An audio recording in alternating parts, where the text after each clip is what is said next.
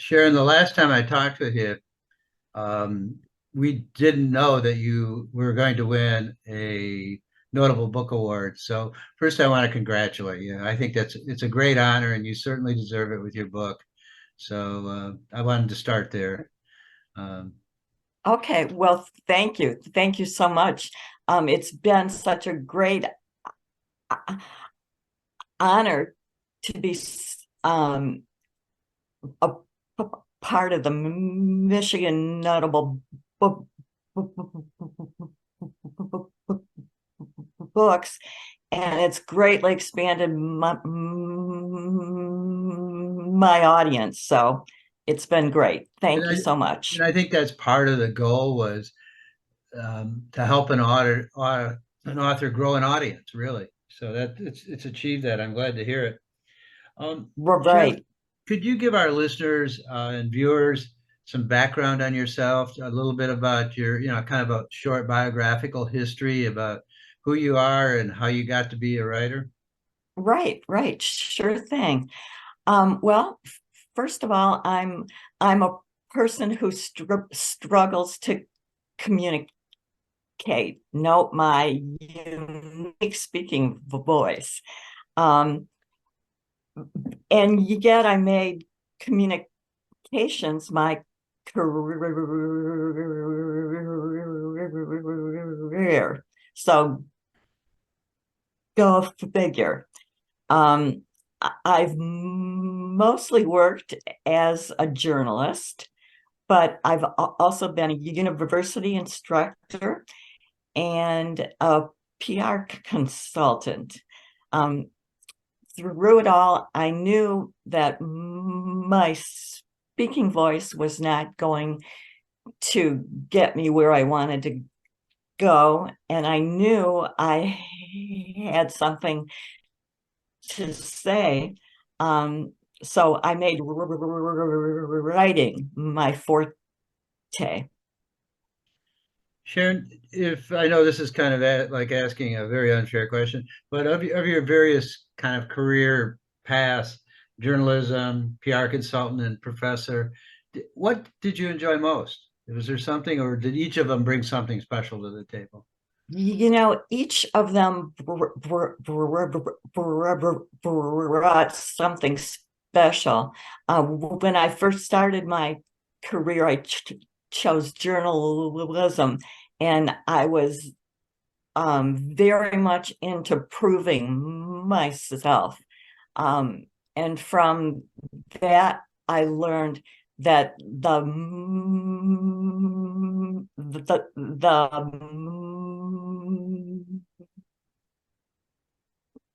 most difficult thing to do is not always the best thing to do, which is a big lesson for someone to learn. And then my career evolved from reporter to editor, and then university instructor, and finally in PR, which ultimately I loved. So it's all been great. It it's all been a part of the journey. Okay. The one of the things you say, you kind of told us a little bit why you write. You wanted to be a communicator, even though you had some deficit. Right. When did you decide that, I want to grow up to be a writer? When did that come to you? High school, middle school, or a little Um, kid?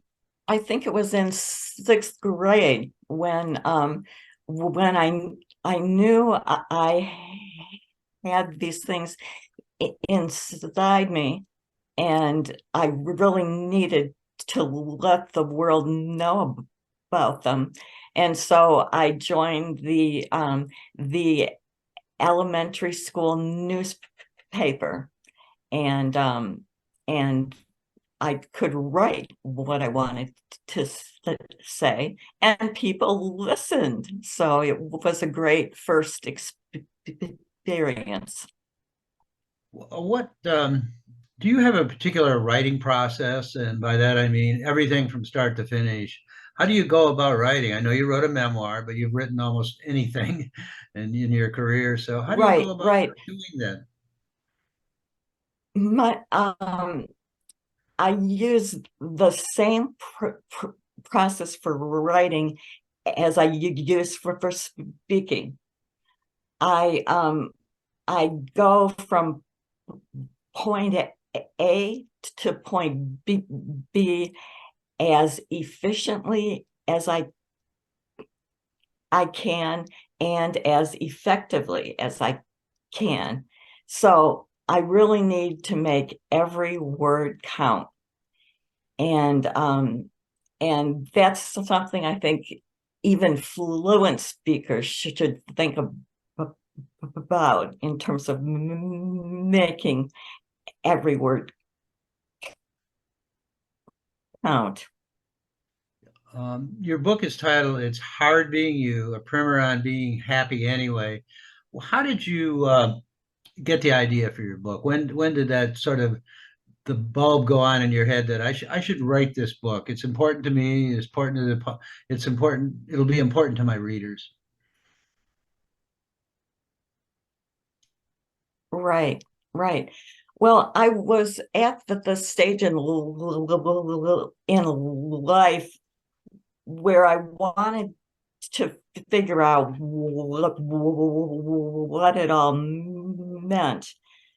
I I had this crazy idea that if I told my children how I survived my life, that it might help them on their own journeys.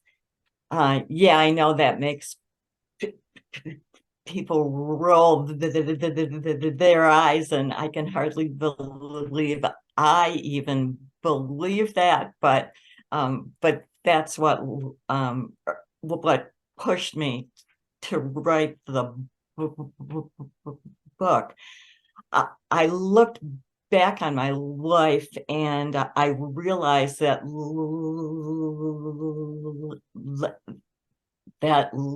living comes down to learning to lose what you love. That's the most important thing we learn.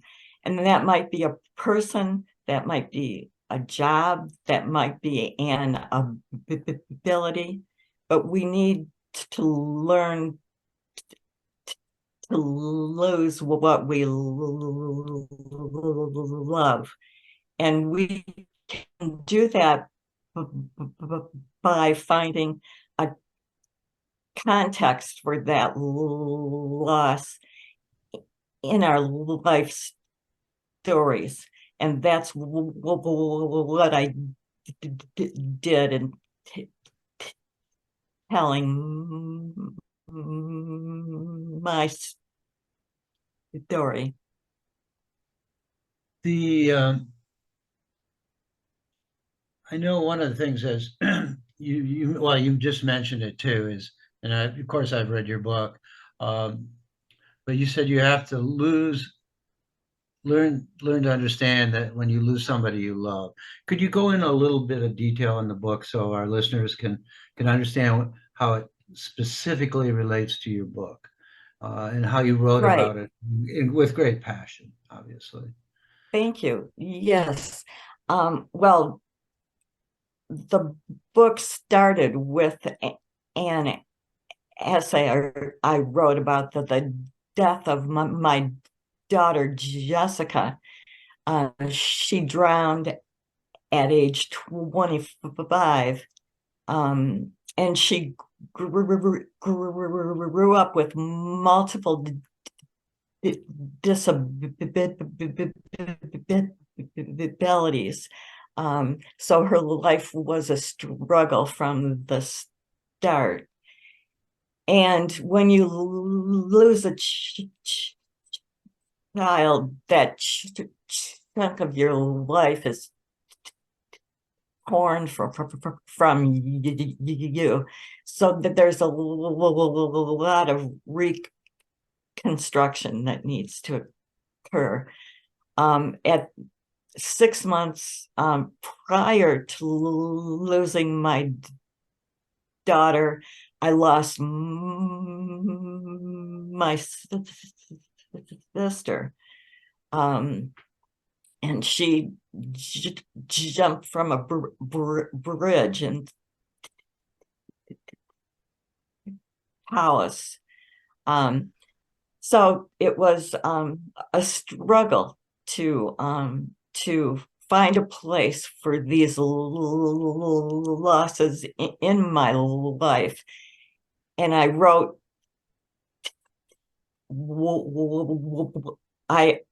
an essay about my daughter and an essay about my sister, and I showed them to an editor friend, and she said, "These are great, but this is not the entire story."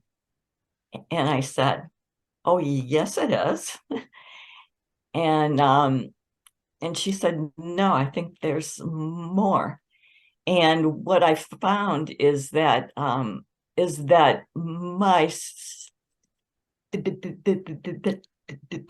daughter's been a struggle, and it was something I really didn't want to admit, that it's been a struggle to be a person with a stutter, but indeed it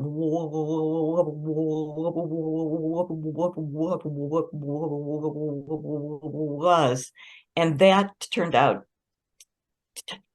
to be the heart of the book.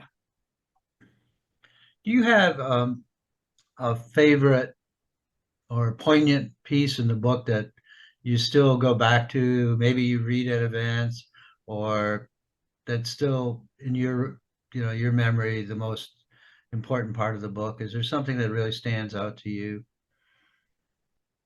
I'm one of those writers who doesn't go back to read what I've written, because I always see the way I could do it even better, You're an editor at heart.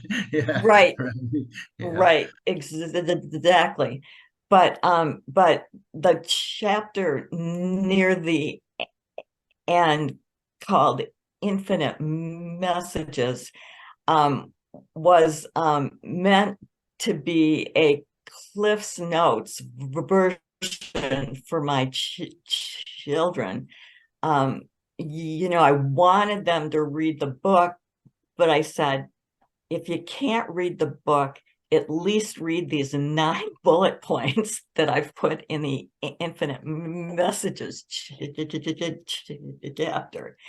And I know they've read those. So what was the response of your children and also your husband, John Schneider, who's a writer? Right. How did they react to your writing and telling such a honest, forthright story? They said it was very difficult to read, and I apologize for that, because I certainly didn't want to cause them any pain. But that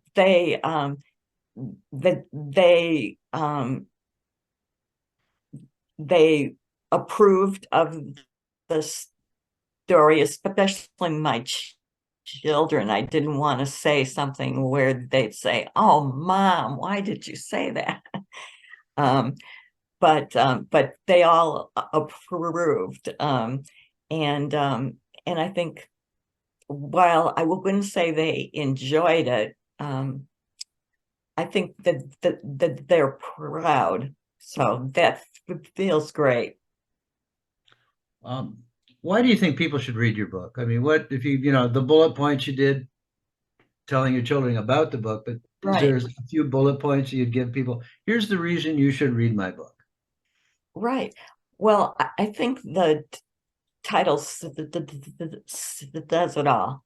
It is hard being you, not just me. It's hard being each person out there.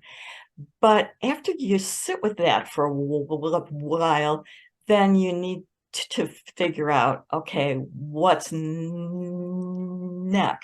What do I do with this experience?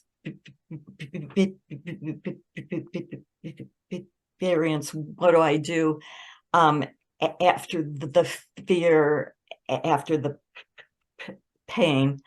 And I think working through our personal stories can can help us on that path. And so I would suggest people read my book and find out about that process. In fact, I've been leading discussions on that, on writing your personal story, not necessarily a memoir, not necessarily an essay, but even just a few case sentences. Did when you learned that you won the Notable Book Award this last year, how did that make you feel? What was your response? Oh, I was elated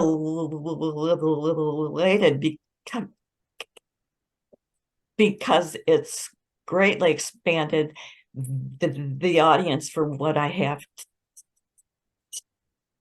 to say, and that is such a profound honor.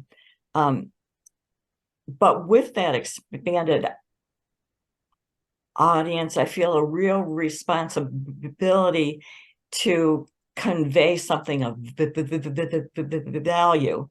And for one thing, I want to expand the human experience of diversity.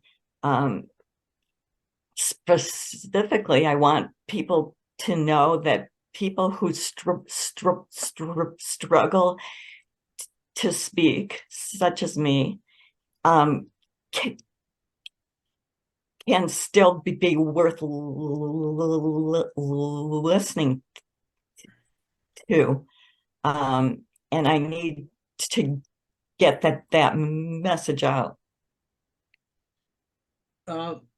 Which I know you're an avid reader. Which writers are you finding yourself reading right now? Is there any both genre and specific writers? Yeah, I love to read books, but interestingly, right now I'm reading lyrics, the lyrics to songs. And what I've started is to look at concept albums, which are albums written on a theme, and to look at their words. And right now I'm reading the lyrics to Nick Cave's album called Ghosteen, Ghostee, and which is about the death of his son. And that nudged me to look at the lyrics that that my son Ben has written for the band Lord Huron, because Ben often writes some dark lyrics, but with kind of uplifting music. It's funny, Lord Huron's fans called themselves the World Enders. And they seem to intuit that that pain and joy go go hand in and and um and that they're carried on a tune that goes on. And I like that I did,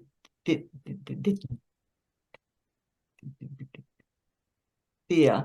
So if anyone wants to start a book club about concept albums, let me know. When you think about one of the most popular singers in the whole world right now, Taylor Swift, almost every one of her albums is a concept album. I mean, I don't follow her carefully, but Right, reading about her, she's got thematic approaches in every album, and that's part of, I think, of her popularity. The right, same with right. Springsteen, who you've got that photograph showing, is he's got thematic.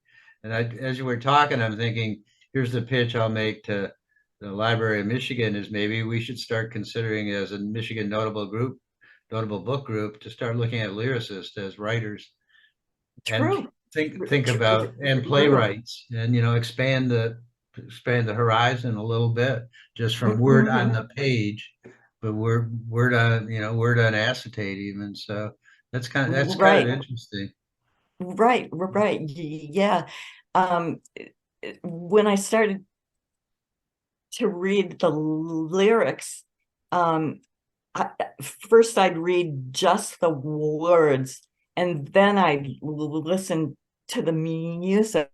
So it definitely is a very interesting way to approach the written word. Really much is. As a young teenager, I remember doing. I know this sounds odd, but I did a reel to reel for a girlfriend. Uh, and the reason, and that's thematic. You pick the songs that mean something to both of you. So I Right, appreciate it's a real interesting approach. And I was going to ask you what you're up to and what you're doing next, but it sounds like you're moving in a very interesting direction. I hope you're right about that. That would right. be a lot of fun to read. Okay. Yeah, Yeah, I mean, yeah. I think it would. I Lyrics, think I might. it's part of who we are as a people, and doesn't matter where we're from. The songs start Right, at lullabies. I mean, they're right, thematic.